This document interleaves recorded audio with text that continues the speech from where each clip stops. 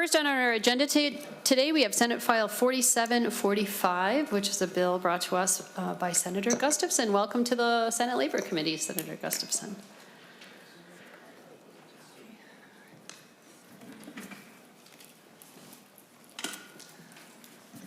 Thank you, Madam Chair, and thank you for hearing the bill. SF 4745 seeks to simplify and modernize prevailing wage reporting by utilizing a centralized database housed by the Department of Administration to complete work currently performed by each individual state agency, local unit of government, or private entity that is a project owner for construction projects that are covered by state prevailing wage requirements. It does not expand, modify prevailing wage requirements in any way. We also do have a couple of amendments that we would like to bring forward, and I'm happy to hand it over to council to walk through those. Very good. Thank you, Senator. So we have an A13 and an A14, so we can go to the A13 first. I think that's a delete all. So I'll turn it over to our council, Ms. Doyle-Fontaine. Thank you, Madam Chair, members. I will go through the A13 that you should have in front of you, and what I'm really going to highlight, you do have in your packet, you should have the summary of the bill as it was introduced, or I think it's a first engrossment.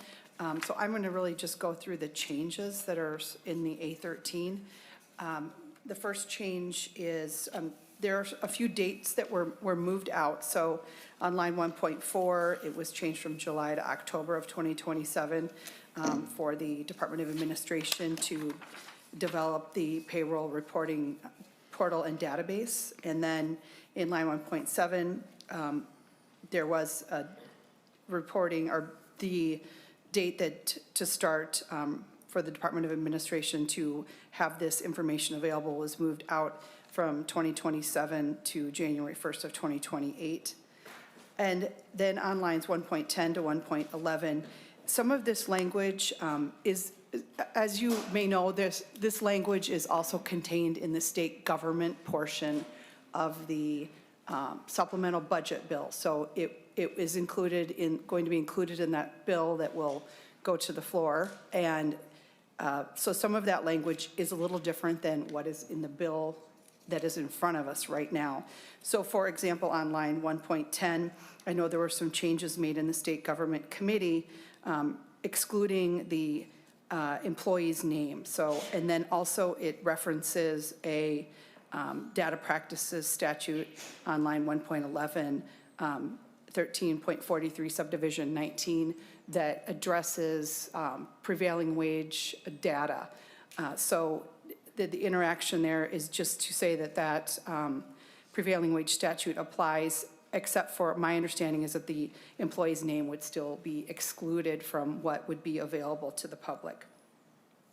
There was also a new language on lines 112 to 113 saying that a person that wants to access and view the data would have to register with the portal, and that the Commissioner of Administration will establish those registration requirements.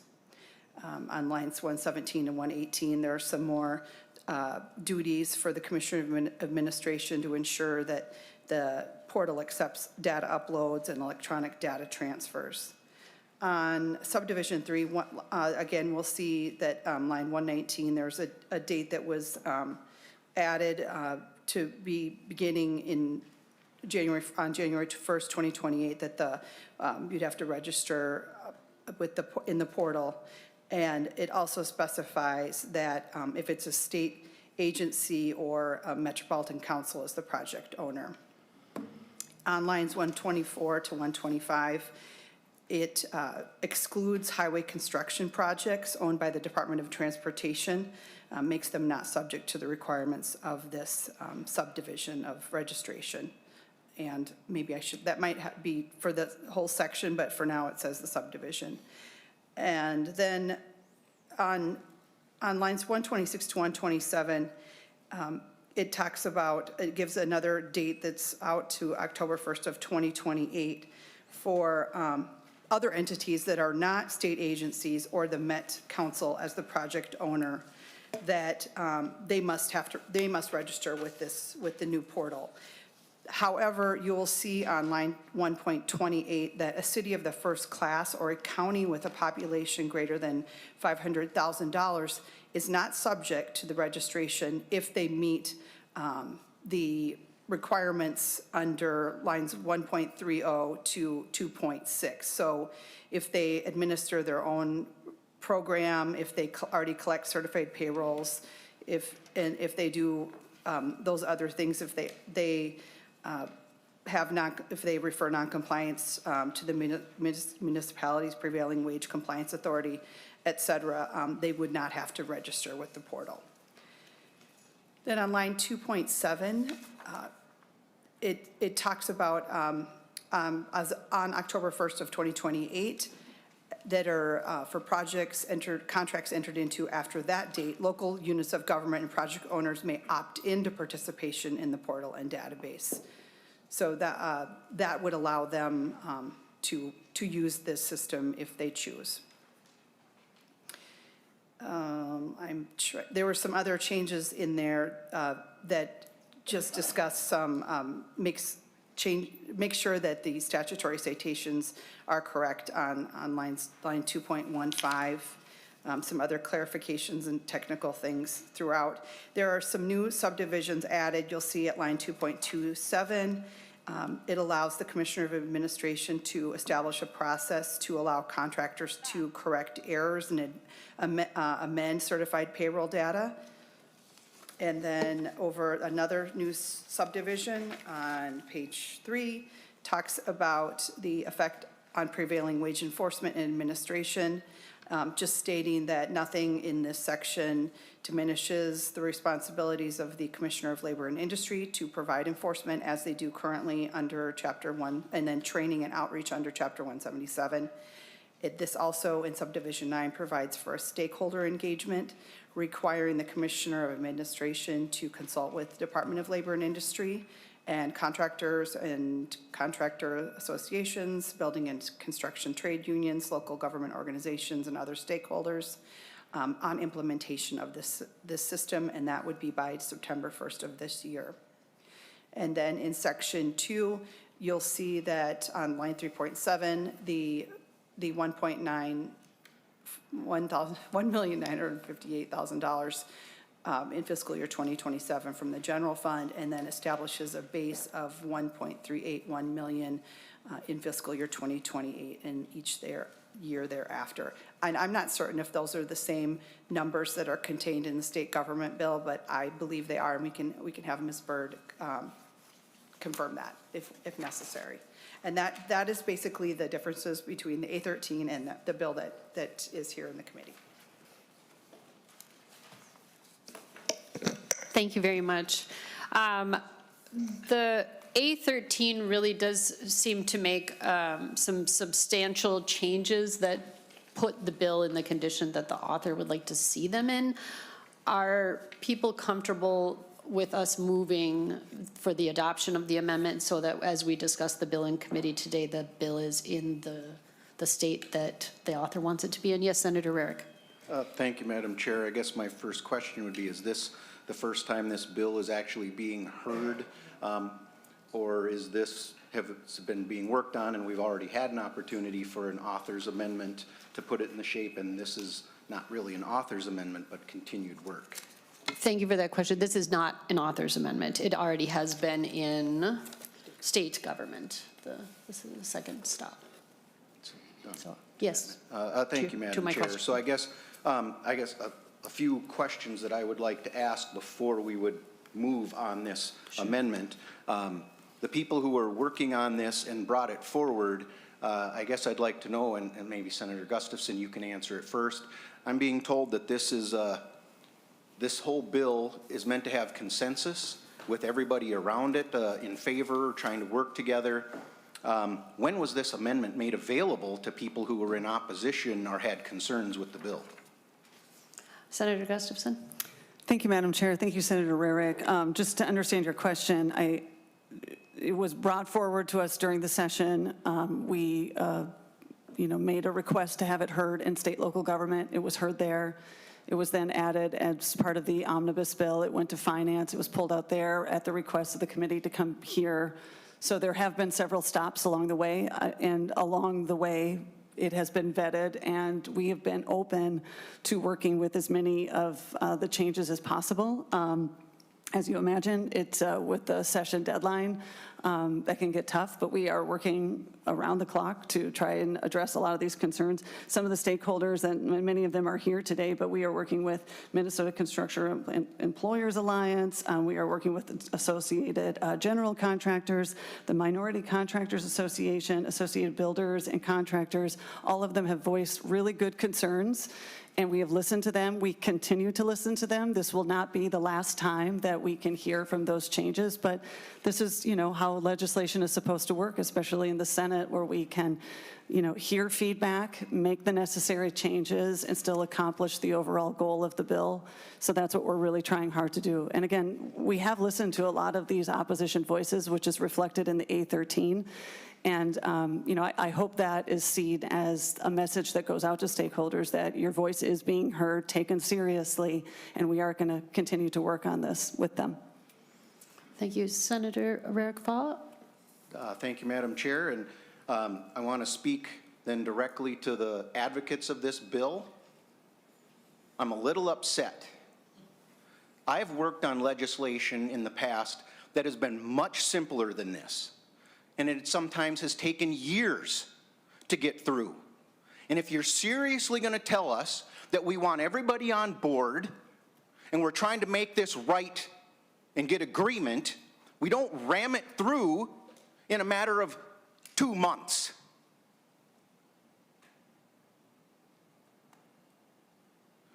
I've had this less than 2 hours, about 1 hour and 20 minutes, and I'm supposed to vote in favor of this without being able to know what it is. I'm just supposed to accept that, oh, we're getting there. The people who had concerns haven't had time to analyze this and say, does it actually address our concerns? We are way out in front of our skis on this one.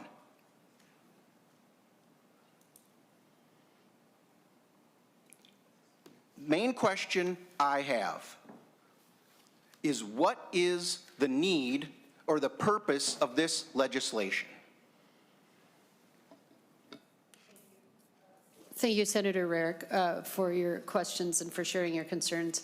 We do have a number of people who have signed up to testify to the bill today, and I imagine that some of those testifiers will want to speak to the question that you've just raised and perhaps some of the concerns that you've raised as well.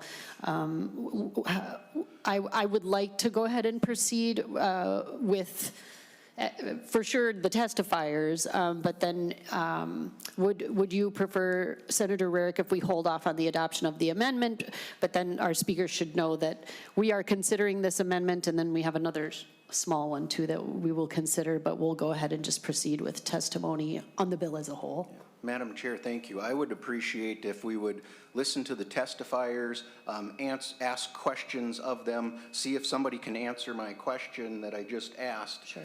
Before we would act on this. This is, I said, those are my concerns, and I think we should be, being it's not just an author's amendment, I think Sure. we should be listening to everybody and asking them questions before we Adopt act the on amendment. this. Thank you. Sure, sure. And of course, we will have we'll have consideration of each of the amendments in due course, and then we'll also consider the bill, presumably as amended, before it would move onward. So with that, we will go ahead, unless there's any further questions or comments. Not seeing any, we're going to go ahead and we'll hear from our testifiers. And first up, we have Kyle Makarios, and followed by Joel Hansen. Welcome to the Senate Labor Committee. If you would please introduce yourself for the record and then proceed with your testimony. Thank you, Chair McEwen. Good afternoon, members. My name is Kyle Makarios. I'm here on behalf of the Minnesota Building and Construction Trades Council. We represent 70,000 union construction workers in Minnesota who work for thousands of Minnesota employers. Our members go to work every day on jobs that their employers had to win in competitive bids. Our members know that every job they're on might be their last working for that employer if they don't win another job. That tough competition and culture are a good thing. It keeps margins reasonable, puts a premium on productivity and teamwork, and makes sure that the market rewards highly skilled craftspeople with great attitudes. But sometimes, employers lose bids to bad actors who don't play by the rules. This committee has heard plenty about illegal hiring practices of some employers in the construction industry, so I won't belabor that point now. But everyone in this industry knows this. There are plenty of unscrupulous cheaters who lowball bids by breaking the law. Just yesterday, the Department of Labor and Industry announced a $1.3 million settlement against a siding contractor called Advantage Construction, Inc. Over a 3-year period, this company and their labor broker cheated 26 workers out of tens of thousands of dollars each on 19 construction sites. This is widespread fraud in our industry. We have prevailing wage laws in Minnesota to ensure that this type of cheating doesn't happen on jobs funded by the taxpayers. I don't need to tell this committee or anyone in this legislature that unscrupulous people will lie and cheat in order to enrich themselves off the taxpayers. This is as true in construction as it is with social service grants. Our prevailing wage laws ensure that in the context of a hard bid industry, contractors can't compete by lowballing wages. The submission of certified payroll records is both how these laws are enforced and a significant deterrent to bad actors getting involved in state projects. Anyone can bid on public projects, but you better run legitimate payroll and pay workers overtime when they earn it. Minnesota law classifies some information on certified payroll submissions as public, and for a good reason. This cheating has been widespread enough that we don't believe government alone can solve this problem. Making this data public and subject to data practices means that other industry stakeholders can verify that contractors aren't cheating on taxpayer jobs. It also means that contractors know that the wages and hours worked by their employees can be independently verified, making it much more risky to cheat. All of us here today have a shared commitment to protecting taxpayer dollars and ensuring fair competition in the construction industry. This bill is a smart attempt to simplify and streamline the reporting of certified payroll so our members and the employers that they work for don't lose public jobs to cheaters. We encourage your support. Thank you. Thank you. Next, we have Joel Hansen.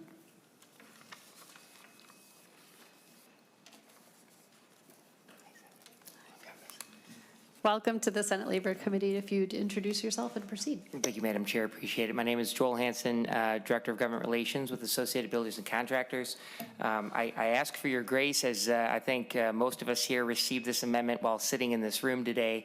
While it is true that we've been involved in stakeholder conversations, this amendment was not shared with us prior to it being offered here today. So doing a little bit of testimony on the fly. But what I shall say is that we're a construction industry trade organization representing over 350 member contractors across the state that employ 23,000 men and women in the construction industry. Our concerns are shared with Kyle and his groups in the sense that we do want to see a standardized submittance of payroll data. We think that would help contractors as well as the enforcement agencies. Our concern is revolving around sensitive employee information. And so looking at this amendment, I encourage folks to look at lines 1.10 and 1.11. What it states is it wants to redact the employee's name. However, states that nothing in this section, though, would limit the application of 13.43 subdivision 19. If you look at the information that's provided for in subdivision 13.43 subdivision 19, that would be a person's home telephone number, their home address, their email. And so even if a name were to be redacted, the information that I just shared with you would be available publicly and could be searched. And while we want to eliminate unscrupulous actors on job sites, I think we also want to eliminate unscrupulous actors accessing private employee data. What should also be known to folks that this private employee data includes everything from the hours worked on individual days, FICA, deductions that they have from their paychecks. So if they have child support payments, for instance, that would all be made public. Additionally, the Department of Labor and Industry right now, if you're a licensed trade professional, so a plumber, an electrician, that licensing data is available for download right now on the department's website. That includes name, phone number, home address. And so, and in fact, it includes members of this state legislature. And so while, I thought the comments today on the Senate floor were quite heartening when it came to, trying to protect folks' data in regards to stay at home. I think there might be potentially a gap that's happening right here at the Department of Labor and Industry when it comes to protecting that employee data. And so with that, I'll say, we appreciate the work of the stakeholders and the proponents of this bill and Senator Gustafson in moving this forward. However, we still think there's a lot of work to do. What we would like to see as an organization is eliminating the public-facing component of this and maintaining the data practices request process, which is current. In addition to that, as you look at the exemptions, MnDOT as well as Hennepin County, City of Minneapolis, they will be exempt. You can still get that data through a public data practices request, but there will be no publicly facing portal for those agencies. So from our perspective, we think just having a standard process across the board that would require the data practices request process, making it in alignment with everyone else, makes the most sense for this. So thank you for your time, and we'll continue to work with the stakeholders. Thank you for your testimony. Next, we have Michelle Dreyer, followed by Clifton Boyd, Jr.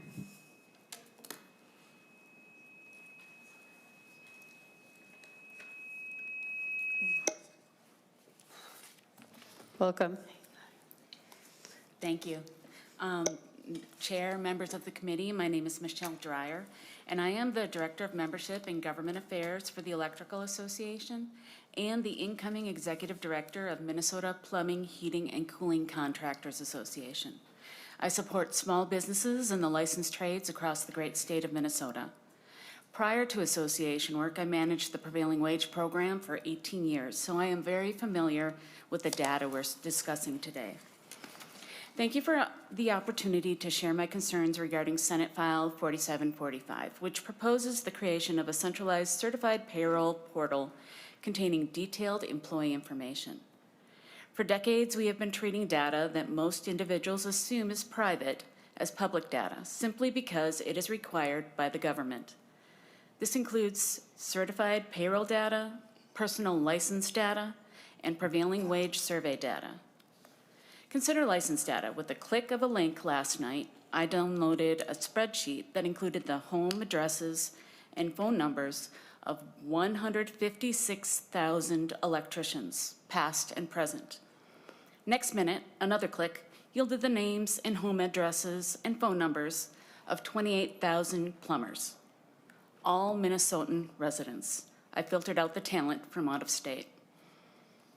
Certified payroll includes names, addresses, hours worked, rate of pay, gross pay, FICA, wage deductions, and net pay of workers on construction projects.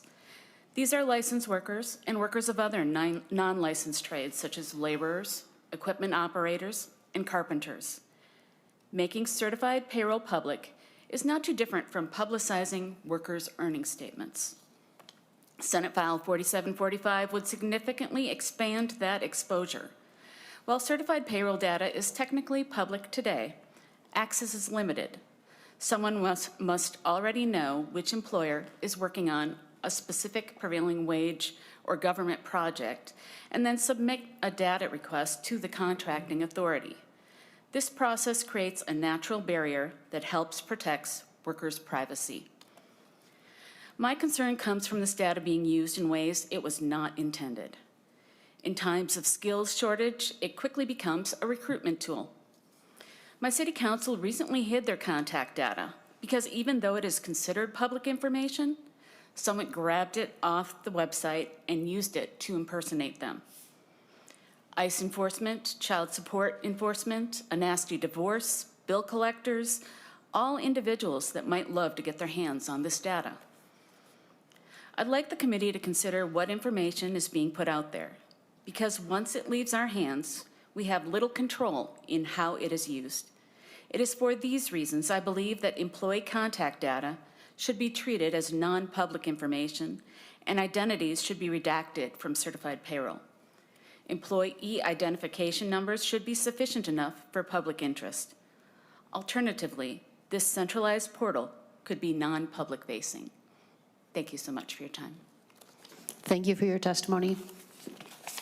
Welcome, Mr. Boyd. Please introduce yourself for the record and proceed with your testimony. My name is Clifton Boyd, Jr., and I am the president for the National Association of Minority Contractors. Most people know it as NAMAC. I'm here to bring up a few valid points of the existing bill, and like it's been said earlier, the new amendments and everything was just given to us a while ago. So some of these items, if they have not been addressed, I want to bring them forward. One thing is, by opposing this bill, our group, when we come to talk about wage theft, we totally do not approve of wage theft. By opposing this bill, that's not what we mean, and so it's just the opposite. The problem with this bill is that it put thousands of our employees at risk. The personal information that currently they ask for, home address, telephone numbers, gross wages, number of deductions on your taxes. By putting all of this data in one location, portal, all it takes is one data breach, just one, to uphill an entire family. That's a lot. Secondly, we're being told and assured that this information won't get into the hands of bad actors. That might be at the state level. They've got the finances and the resources to protect this data. But what happens when you release this information to other entities? It's out of your control. So at that point, that information can be used to harm thousands and thousands of our employees. So I'm here speaking on behalf of our member organizations because this bill, in our opinion, is being rushed through. Our group is more than willing to sit down with any group in discussion of this bill so that we can come up with a bill that will not have as many objections as they have now. But we can't be given a piece of paper 30 minutes before we sit down. So in closing, we urge that this committee weigh the risk versus the benefits of this bill and to vote no for moving forward. And thank you again for allowing me the opportunity to speak. Thank you for your testimony. Next, we have Bradley Peterson, followed by Laura Ziegler.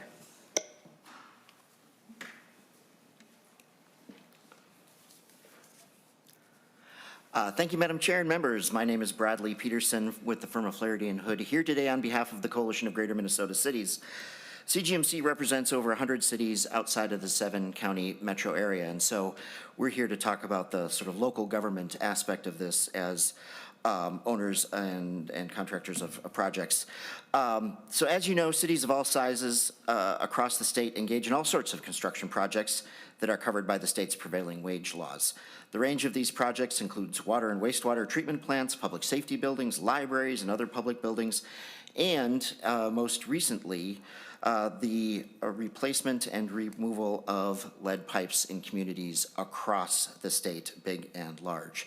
And so the CGMC supports the concept advanced in this bill of a centralized reporting portal for a number of reasons. First off, a centralized payroll reporting portal and database would relieve local governments of their current payroll reporting obligations, including the ongoing maintenance of records. Collecting this information in one centralized place would also relieve local governments of having to respond to public information requests, which can sometimes be pretty sweeping. I think if you talk to any local government staff member, they would say that responding to public information requests is the bane of their existence. So even a little bit of relief in this area would go a long way. We also appreciate the inclusion of a provision which would allow local governments that have their own local prevailing wage ordinances or labor standards to opt into the system. There are a number of these in Greater Minnesota, and that would also be appreciated. So in conclusion, as an advocate for local governments, I'm often asked, what can the state do to relieve cities from state-imposed mandates and regulations? And while the creation of this reporting portal may not be the biggest thing that the legislature could do, it would be one of the simplest things that you could do, and therefore we urge favorable action on this bill. Thank you. Thank you for your testimony.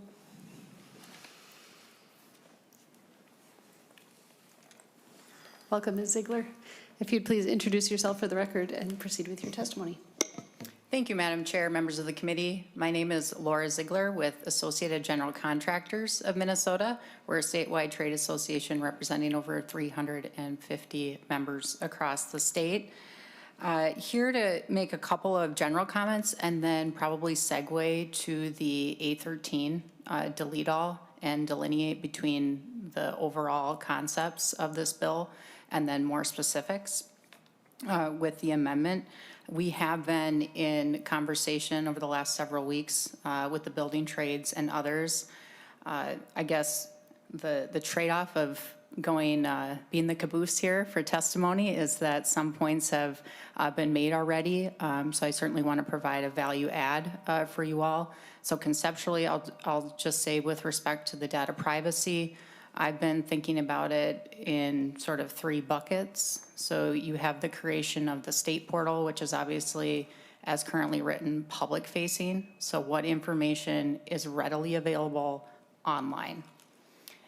Something new that's in your A13 is registration. So a user would have to actively register to then enter the portal.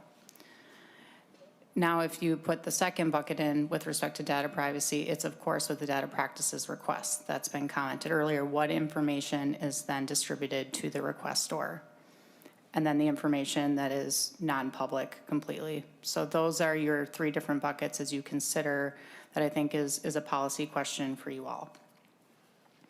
Where AGC has been laser focused on is the operability and the implementation of the portal. Our contractors support a centralized system and the goals in trying to achieve a centralized system. One of the truths now is that it is fragmented. So a contractor will submit their certified payroll to multiple entities throughout a project, depending on each project and the contracting authority, whether it's state, federal, local. So that's another element for you all to consider, the funding sources. We understand that we can't avoid duplication in all scenarios with a centralized portal, but it could reduce it. So there's an acknowledgement there of the admin. We are seeing several improvements with the A13. So Madam Chair, if it's okay if I quickly go through a number of those changes that you will see compared to the bill as originally presented here today. I've already touched on with respect to subdivision 2 of the A13, the conversation. There's been several statements made that we certainly have discussed, and again, is a continued question for you all with respect to personally identifiable information and how that is presented. With respect to under subdivision 2, letter D, there is an addition that the commissioner, in this case it would be administration, must ensure the portal accepts data uploads and electronic data transfers. That is something that we suggested because we want it to be workable with already existing software systems that are heavily utilized in the construction industry. You'll see in subdivision 3 with the portal project registration, there have been significant adjustments to this portion. I would not consider AGC as the lead on this. It's more of how is it practically going to be implemented. And I would also urge you to consider how the effective date integrates into this portion of subdivision 3, because you are essentially needing to train not only contractors, but employees of local units of government additionally. Moving on to page 2 of the A13, that subdivision 3 goes about halfway down. The reporting and notice requirements under subdivision 4 is similar language. We are continuing to talk about letter B under subdivision 4 about notices to project owners when a report is made by a contractor. As this committee very well knows, there can be hundreds of subcontractors working on a project, and at times a prime contractor or an upper tier subcontractor that is then subcontracting that work out they utilize an overall software system, and they're notified when those reports are made. And so we want to understand further how that may or may not implicate ensuring that they are having their subs comply. I will skip over subdivision 5 and 6 and then go towards subdivision 7. This is a brand new language, error correction, that the commissioner must establish a process. This is with respect to the concern being if you're having a public-facing portal and the system goes down on the 16th, somebody can go online the 17th, see X contractor didn't submit their records on time, and maybe there's a system outage or something of the sort that is completely out of the control of the contractor. It's important that from a public relations and public affairs standpoint, that they're not being held accountable for something outside of their control. Whereas if it's just inward facing with the department, that can just be rectified internally. And then finally, Madam Chair, members, I'll wrap up my comments with the stakeholder engagement requirement under subdivision 9. This effective date would be September 1 of this year. That administration must consult with groups. I would consider AGC to be a part of that. And we certainly welcome that engagement throughout the creation of the portal. I really appreciate the time to be able to speak to those additions with the amendment today, understanding that there are broader policy questions with the concept of this bill. We will continue working with the senator and others on this amendment and bill moving forward. Thank you. Thank you for your testimony. Are there any other testifiers who would like to speak? Okay. Members, I am going to open this up to some discussion and some questions, but in reflecting on some of the testimony that we've heard today, I just want to communicate to all of the members of the committee that in light of some of the concerns that Senator Rarick has raised and also some of the testifiers and the concerns that we're hearing, I am inclined today to want to lay the bill aside and just begin our discussion today and then have some further discussion about how we want to proceed. So that is that would be my intention, rather, to make a motion that it pass and go to finance today. I would like to end our discussion today with laying the bill over so that we can kind of see where we're at.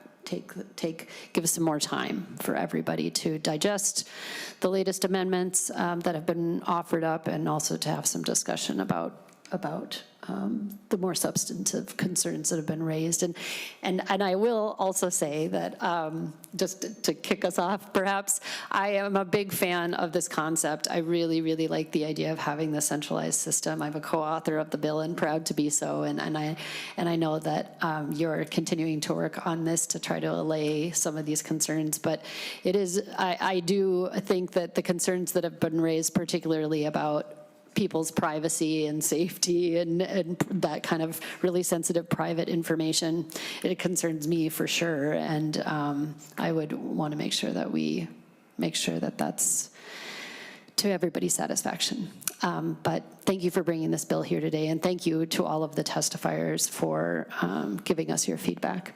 With that, members, discussion, questions for testifiers. Senator Rarick. Thank you, Madam Chair, and first I want to thank you. I appreciate those comments. I do believe just hanging on to it here as they continue to work is the proper way of going about this today. I'll start with Senator Gustafson. What I didn't really hear, I mean, I understand, I think the first concept that we're looking for is one place to go for this reporting. Is that the main concept and goal of this legislation, or is there more that we're actually looking for, and how does this bill accomplish what your the end goal is for this legislation? Senator Gustafson, and also please feel free if you want to phone a friend or ask for any of the advocates or testifiers to come and speak to Senator Rarick's question. I invite you to do that as well. Thank you, Madam Chair, and I'll take you up on that. I do believe that we have some people who could sort of speak to all of the work that went into the A13 amendment, so I would invite them to the table. But I will just answer Senator Rarick's question and just saying that, you know, every contractor on a prevailing wage project is already required to submit some of this data, the certified payroll. And what we're trying to do is make it a little bit more uniform, and it's not in a way to expose anyone's private information, but the information already exists, but right now it lives in dozens of separate agencies and places, and there's no way to cross-reference it, and it ends up becoming, well, it could lead to fraud. It also leads to a lot of data requests that can be timely and expensive for local cities and units. And also, it's just a way to do the work more efficiently. This information is already public, but you know, I often use the example in my town, you could submit a data request and use like a burner email, and then still receive the information that you want. Nobody knows who's asking for it. They don't know what it's doing, but it is just something that you're able to do. We want to try to avoid things like that and make it a little bit more efficient. But again, also doing it in a way that feels responsible and respectful. And so that is why you've seen so many changes, especially with A13, that comes directly from a lot of those meetings. And I think it's reflected in the A13 that those concerns are being taken seriously. Thank you. Welcome to the Senate Labor Committee. Sure. Madam Chair and members, my name is John Thorson with LiUNA, Minnesota, North Dakota. I've been one of the advocates for this proposal, and what we're to answer Senator Rarick, your question.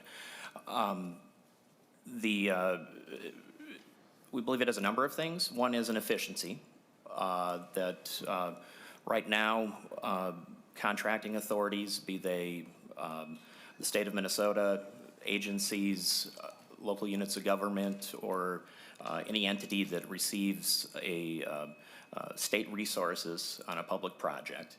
You know, that can be through a bonding bill, that can be from economic development grants, through deed, that can be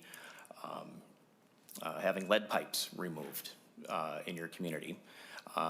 Becomes a contracting authority responsible for the collection of certified payroll under current law. And I believe the last time there was a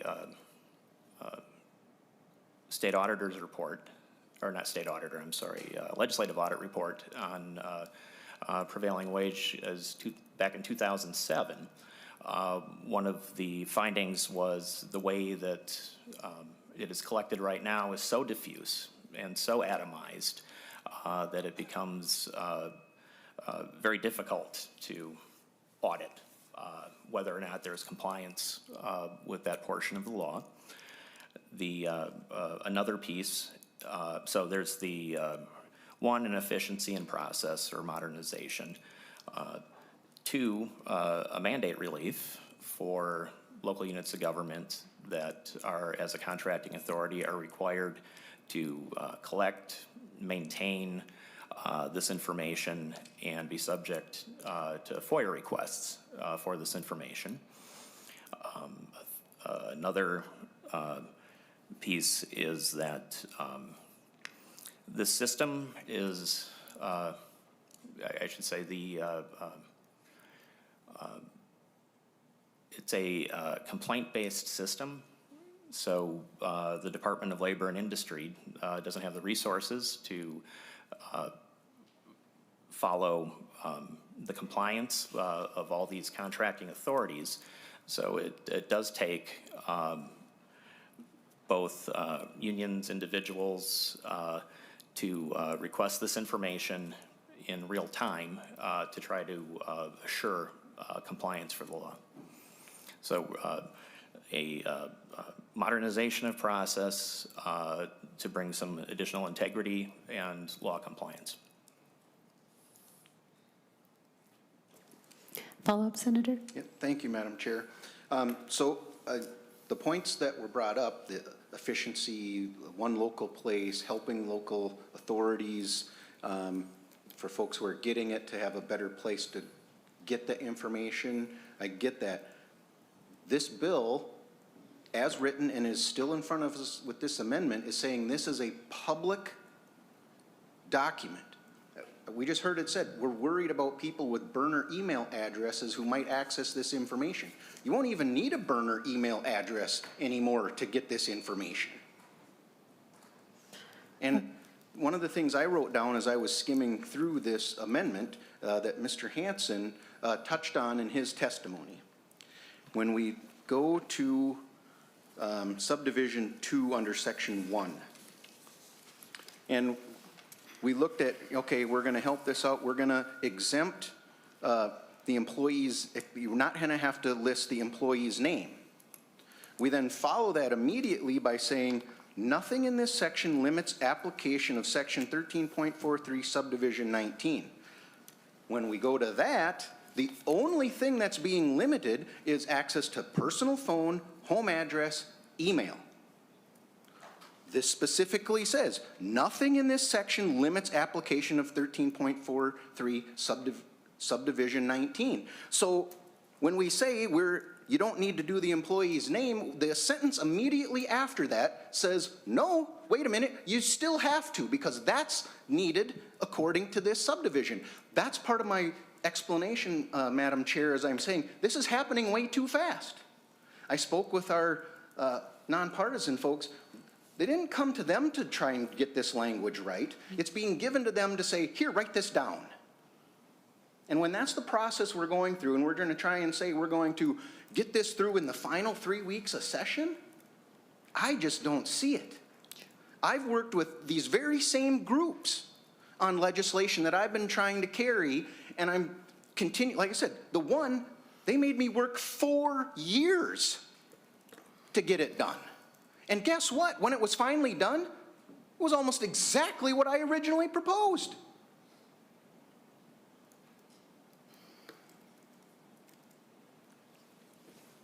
I believe we should be taking this next off season and work on this. I agree 100%. A centralized location for this to go is the right thing to do.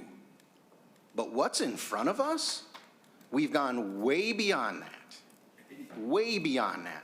We've heard all the concerns, the private information that is now available to just anyone. And I just think we're trying to get there with this amendment, but I don't believe we're even close yet with how we're going to do it. And this isn't something we're going to figure out in the final 3 weeks of session, as we have so many other things that are going to be in front of us that are also important. I mean, this should have been in front of us last summer so we could start working on this and start trying to figure out what's the right way to do this. I've got, on the next amendment, I've got, a question how that's going to relate. I think it reiterates yet another one. We're trying to move so quickly, we're not actually thinking of how it all goes together in the bill. And so I'm not going to offer the amendment, being we're not going to act on this bill today, but I am going to share, it was brought up by Ms. Dreyer, the concept that so much of this personal information is already out here available for people when you have a license and the Department of Labor has that information. I realize it's a separate issue, but it's related because we're talking about this public information, and the way it is currently set up, as somebody who has a electrical license and a contractor's license with the Department of Labor, all of my personal information is out there for somebody who just searches me. And then if we do this bill, and they look and they see that I'm on the job, and even if this bill then would say, hey, if we find out the way that this bill would protect my personal information, they still have my name, and they would go to the Department of Labor, look my name up, find my license, and still find all my information. So I do believe there's a lot of work to be done yet on this, and I just do not see how, if we truly want to say we want to get this right, and we want everybody on board and comfortable, there is zero pathway in 3 weeks to get it done. Thank you, Madam Chair. Thank you, Senator. Senator Umer Verbatim. Thank you, Madam Chair. Thank you, Senator Gustafson, for bringing forward the bill. I would really like to co-author this. I just heard about this issue from one of my constituents who was talking about how because each agency and local government needs to have this information, there's a lot of confusion, and she was like, I wish there was a centralized place for this. Here's the bill. So I think people agree there's a need to create that system. Just having everything in one place, having folks access the same system, it would, I think it would be a good thing for the folks who have to submit the prevailing wage, certified payroll records, as well as our state agencies, local governments who are spending a lot of time collecting, creating their own systems, responding to the data requests. Like, I completely see the need and have heard about from my own constituents as well. I guess I'd just like to get some clarification from maybe a few folks. If council wants to speak to this first, and then I don't know if the Department of Administration is here. It seems like they're going to be maintaining the database, or maybe the Department of Labor and Industry wants to speak to it as well. My understanding, based on what's written in Section 1, Subdivision 2, is that the employee's name wouldn't be listed, and then when we see Section 13.43, Subdivision 19, there's also those other pieces of identifying information. So if the portal was created, what would they redact the employee's name and the identifying information? Is our council able to speak to the question? Madam Chair, members, and Senator Uma Verbatim. So I believe on line 1.10, so you should be able to search and get information except for an employee's name. And then, as Senator Rarick mentioned, it does reference this section 13.43 subdivision 19 that talks about prevailing wage data and what is available if you are requesting information relating to prevailing wage. You can get more information if that is the reason you're requesting it. I am not an expert on data practices, though, so I would defer to, I know that we're not in judiciary right now, would defer to either Commissioner of Administration or someone from administration, or someone from Department of Labor and Industry regarding what is currently available right now if it is a prevailing wage request, data request, versus some other type of request, and how they would interpret this language. Madam Chair? Yes, Senator. I guess my understanding was that they wouldn't make that identifying information available on the portal, but then there would have to be a specific request for prevailing wage purposes to get that additional information. That's the way I was reading it, but I guess it would be up to be helpful to see how the department would interpret. Is there someone from the Department of Labor and Industry who may be able to speak to this section? Madam Chair, or I think Department of Administration. Oh, the Department of Administration. I know the Department of Labor and Industry. Madam Chair, I'm sorry to interrupt. I think DLI is probably better suited to answer this particular one, is what I'm understanding, but it's your committee. Yeah. Thank you. I'm happy to hear from anyone. It's just I'm seeing that the actual database would be, like, the appropriation for it is going to the Department of Administration, and then the stakeholder engagement happens with the Department of Labor and Industry. But I see our commissioners coming forward. So. Thank you, Commissioner, for joining us. And maybe you can enlighten us a little bit about how the department might approach this. If have you heard the questions, or do you need them repeated? I believe so. Need them repeated, or you? Well, I think I've heard them. Okay. I'll try to answer what I can. But Thank you. Thank you, Madam Chair, members of the committee. So I think I can probably talk about what currently is collected as part of certified payroll reporting in the prevailing wage statute. And then what is on that, what's required by the law currently. And that would be, I'm assuming, what is submitted, although I'm not entirely sure how it would work under the amendment. But what's currently required when a contractor is submitting certified payroll is outlined in 177.30 subdivision 6. And what's listed includes, and this would be what's on current certified payroll, which would go to whoever the contracting authority is. So that could be the Department of Admin in certain circumstances. It could be a city, it could be a county, it could be another state department. But that includes name, identifying number, prevailing wage, master job classification, hours worked each day, total hours, rate of pay, gross amount earned, each deduction for taxes, total deductions, net pay for week, dollars contributed per hour for each benefit, including name and address of the administrator, benefit account number, telephone number for health and welfare, vacation or holiday, apprenticeship training, pension, and other benefit programs. That is what is required to be included on a certified payroll report currently under the prevailing wage law. Thank you. And Commissioner, can you, just for the record, please introduce yourself? I apologize. I should have asked you to do that. Sorry, and I should have known to do that.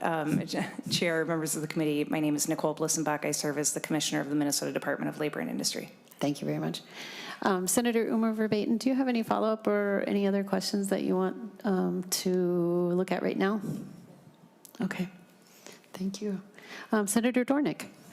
Thank you, Madam Chair. Commissioner, just have a question for the full-time employees to get this up and going. I said we got money for you. How much more workforce are you going to need to implement this? Commissioner. Chair, Senator Dornick, this system would not exist at the Department of Labor and Industry as this bill is currently drafted. It would exist at the Department of Administration. Senator Dornick, follow up. Is there anyone that would know how many people we need for that? Full-time employees? I believe there is a fiscal note. Maybe we could hear from our fiscal analyst. Yes, Madam Chair, just to speak to the fiscal note that we have, this is on the first engrossment version, so not any of the amendments you have before you today, but the fiscal note shows 2.5 FTEs needed in fiscal year 2027, and then 5.5 FTEs in 28 and 29 continuing. Thank you. Senator Dornick, follow up. Thank you, Madam Chair. So I was just going to go back to the bill, and thanks for all those that testified. That was very helpful to us. It was, again, for us too, to try to digest all this was very, well, we couldn't. So thank you for that information. And Madam Chair, thank you for being open to holding it over to work on this, to get it right. So I'm hearing the things that we want. I think we're in agreement that we want a central system, and we want to keep bad actors and find them out and punish them. And we want to protect state money, and we want to protect the workers to make sure they're getting paid what they need. But we want to get it right, and that's, all of us agree on those things. What we don't agree on is kind of the way it's the bill, and the process is a little frustrating. But we want make sure that we're protecting the information of the contractors and the workers, and we want that the process, actually, we kind of talked about, we're frustrated with the process and the implementation of it. And the biggest thing too is we don't want to have unintended consequences, and that's why when we slow down, that's when we can help not have those.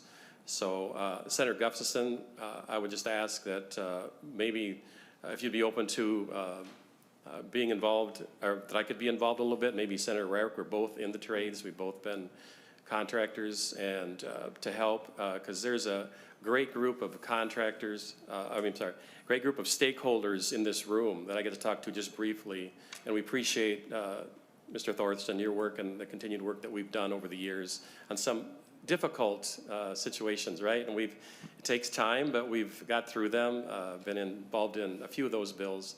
So I'm hoping that we can work together, and I just, again, hope that maybe we can be involved. This is a very important bill, and we want to be thoughtful, and I know you have been, Senator Gustafson. I know that you do a great job of bringing people together, but thank you for getting it this far and for being open to the amendment that you presented here, and we're getting closer.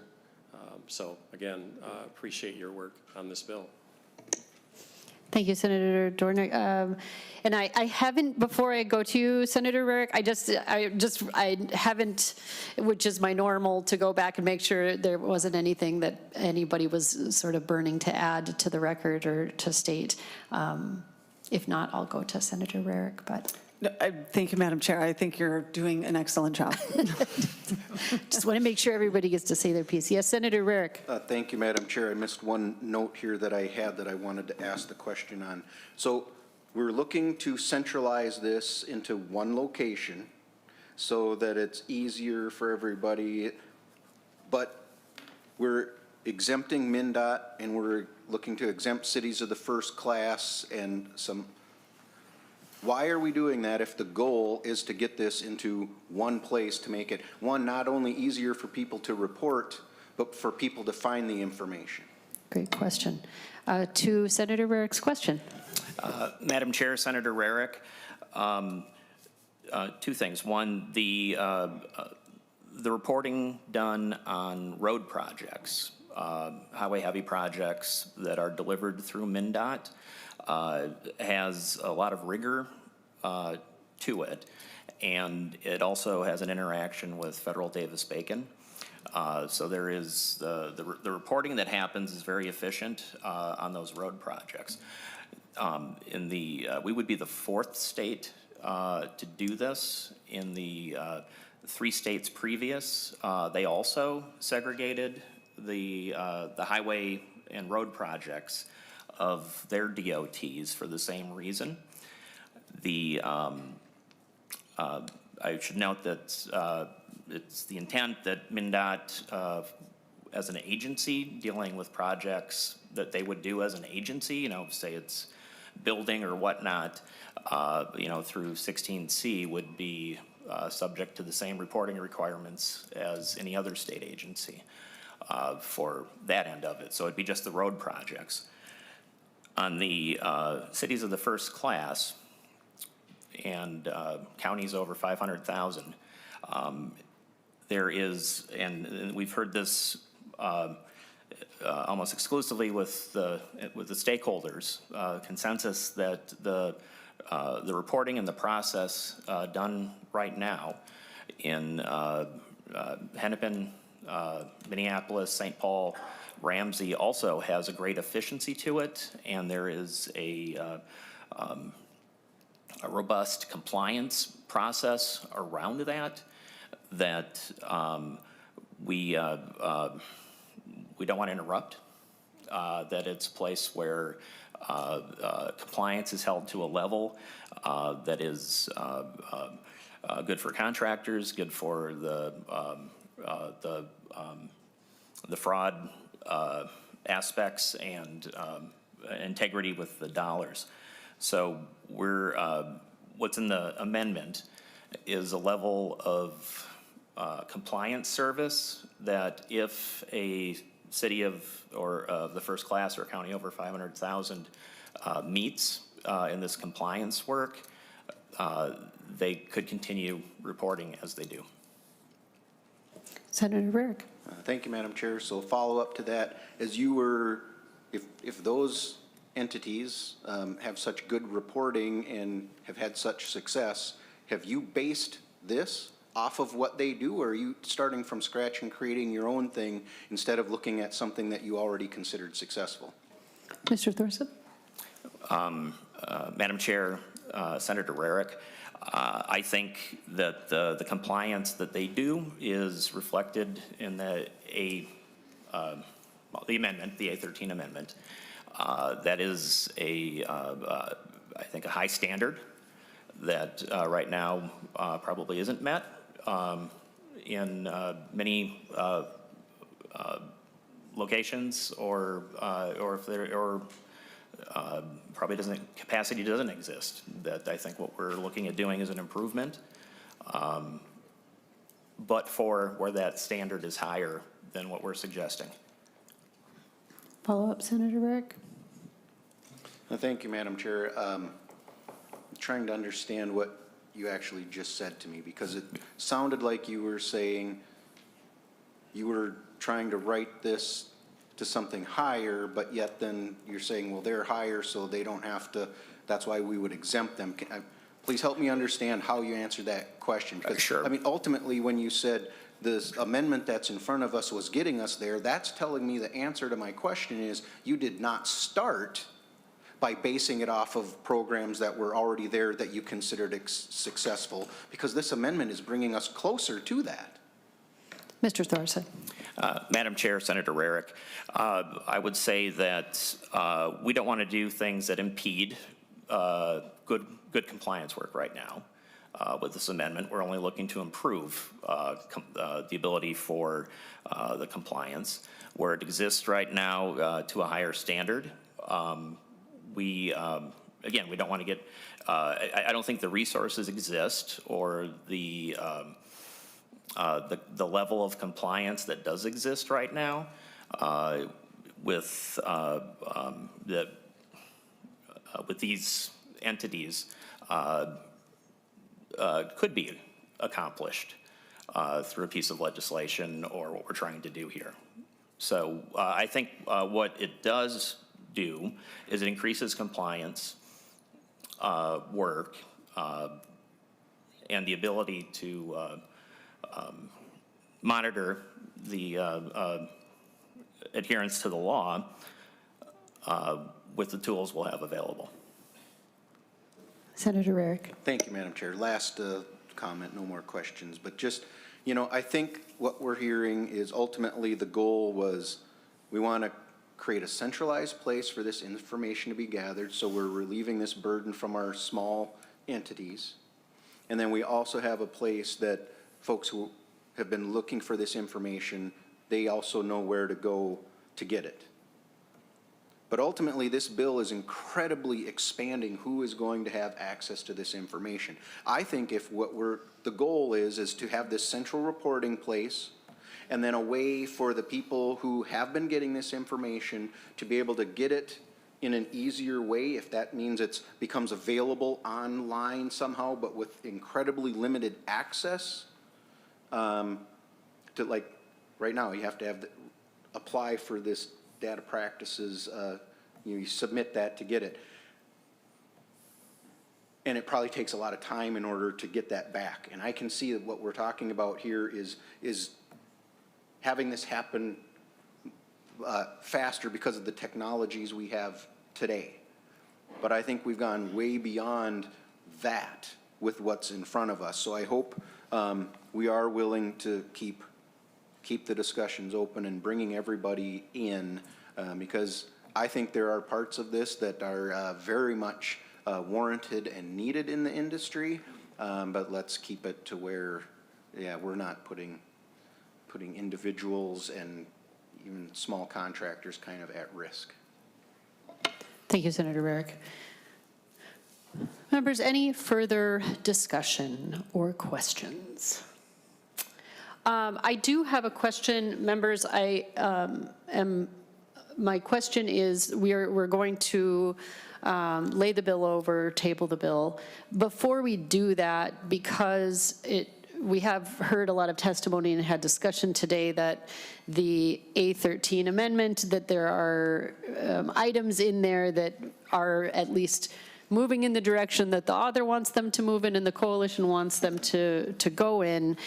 Would the committee like to adopt that amendment before we set the bill aside for today, or are people much more comfortable just tabling it as is? Senator Umer Verbatim. I'll move the amendment. Okay. All right. Senator Umu Verbatim moves the adoption of the A13 amendment. All in favor say aye. Aye. Any opposed? The A13 is adopted. And with that, I'm Senator sorry, Gustafson. is there any decision on the A14 amendment? Oh, thank you, Senator Gustafson. Do you have any comment on the 14th at all? Madam Chair, members, I think the A14, as Senator Rarick mentioned, just is more layers of making sure that appropriate people are requesting information. And so this would require like a natural person, some sort of CAPTCHA type of thing, and that attesting that they're getting access just for prevailing wage purposes, nothing else nefarious, but just another layer of added security, I guess, comfort language. Thank you, Ms. Doyle-Fontaine. Yes, Senator Rarick. Thank you, Madam Chair. This is the one where I said I did have a kind of a question that I want to understand, where we're saying that the commissioner shall allow access to a natural person. My question is, how does that correspond with lines 1.12 and 1.13, where we're saying that the commissioner is to establish registration requirements? Because this would seem to override that part. Are we having the commissioner establish the requirements, or are we telling the commissioner you have to give it to anyone who's a natural person? Thank you for that question, Senator Rarick. Ms. Doyle-Fontaine? Madam Chair, members, Senator Rarick, I did also have that concern, and I thought about adding on line 1.13, the commissioner may establish other registration requirements, just allow other, I don't know what else, there may be other things that the commissioner may need in the registration requirements, and just to allow that they don't have to do that, or that they may allow access to someone who attests they're a natural person, but they don't have to if they find out something else that's inappropriate. So that was just, I also thought about that, Senator Rarick. Thank you, Madam Chair. I think this is, yet again, we've been trying to move so quickly, we have not brought our concepts to our nonpartisan staff so that we can get this drafted in the ways that are appropriate. I think we really need to ask the question, are we in a big hurry to just get this done, or are we willing to work with people to get it right? Thank you. And I would suggest that we do not act on this amendment today. I just don't think it's ready. Thank you, Senator Rarick, for that. Okay. Members, any further discussion? Senator Gustafson, do you have a preference on how you would like us to proceed, specifically with the A14? Is that... I thank you, Madam Chair. I do have a little bit of background that we can provide here about why the A14 was, what the intent was behind the amendment, if my testifier could speak to that briefly. Sure, Mr. Thorson. Madam Chair and Senator Rarick, I can tell you what the intent was behind this, was to further limit the utilization of the information to just the purpose that exists in statute right now. So it conforms with the use of this information is for prevailing wage purposes. And we saw this as yet again another layer of and protection for data integrity for the information that's collected. So if shall allow is not, I think we don't want to supersede. I mean, this was to limit, not to expand access. So if there were language rather than shall allow that gets to our intent, and I think what your concern is, I think that'd be an improvement to the amendment. Senator Rarick, do you have a follow-up? Well, thank you, Madam Chair. And I mean, this is just, like I said, I think this is speaking to the point where we're coming up with concepts, but we're not coming to nonpartisan staff who truly know how to write this into legislation to say what we want to say. And so when to me, you're right, this amendment does not work well with that Part B that I talked about in lines 1.12 and 1.13. So, we have to, I mean, the words on the page matter. And so that's why I think we need to bring in the right people, and why we continue to say that it takes time to get this right. Thank you, Senator.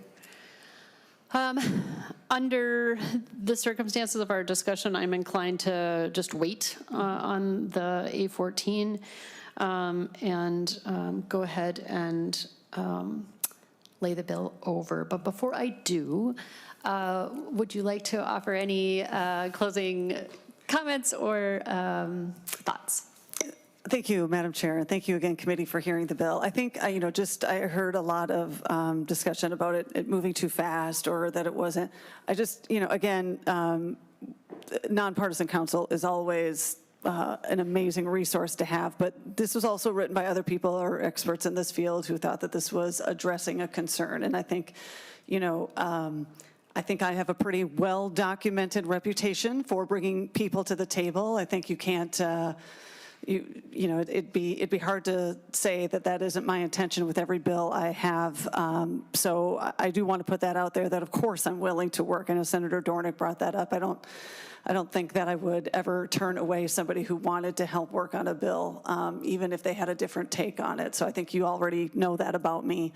I would say that we are being very thoughtful and careful as much as we can to include people in this, but also maintain the goal of the bill, which is efficiency, which is preventing fraud, and which is making sure that we have the right resources available to the people who need it for the right reasons. And so that's the intention. We're going to keep working on that. I do thank you for allowing us to continue to work on that. But I really want to make it clear that in no way have we been uncooperative or unwilling to listen to people on this bill, even those who do oppose us on the overreaching intent of the bill. So I want that to be the very clear message, because I think it's important that people understand that we are doing serious work here. We are trying to hear as much as we can. We do have time. I mean, I'm the only bill on the agenda today, so there is time to get this in a shape that I think will be able to earn your support. But we do think that we have something that is a necessary change that needs to be made, and we'll continue to work with everybody who is willing to work with us. Thank you so much. Thank you very much, Senator Gustafson. With that, Senate File 4745 as amended is laid over. And members, we do have something else that we could entertain on our agenda today, but I think that we are going to wait on that because we have reached our time. So, not seeing any further business for today, the Senate Labor Committee is adjourned. Thank you, everyone.